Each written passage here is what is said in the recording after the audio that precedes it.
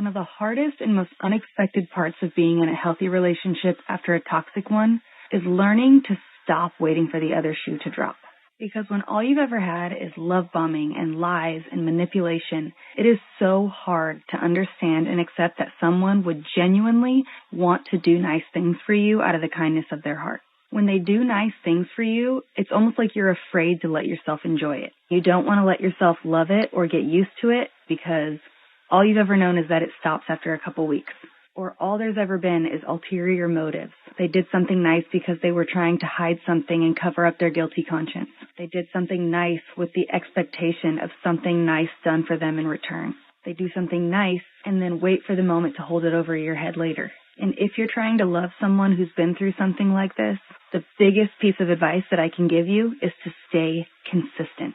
Don't start off strong with an energy and effort that you don't plan to maintain, because they're going to notice when it shifts.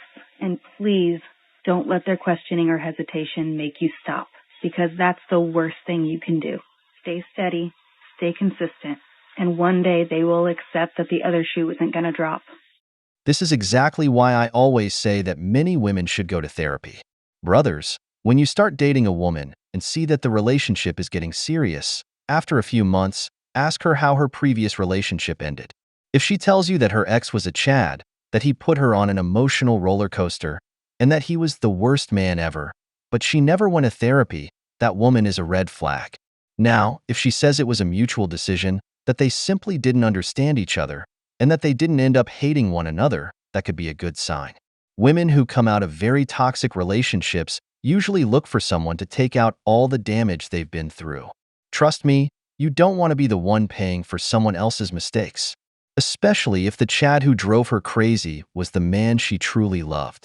Because when a man mistreats her and she remains obsessed with him, the next guy who comes along will just be her emotional punching bag. Just like the woman who took $9,000 for a man who didn't even see her as his partner.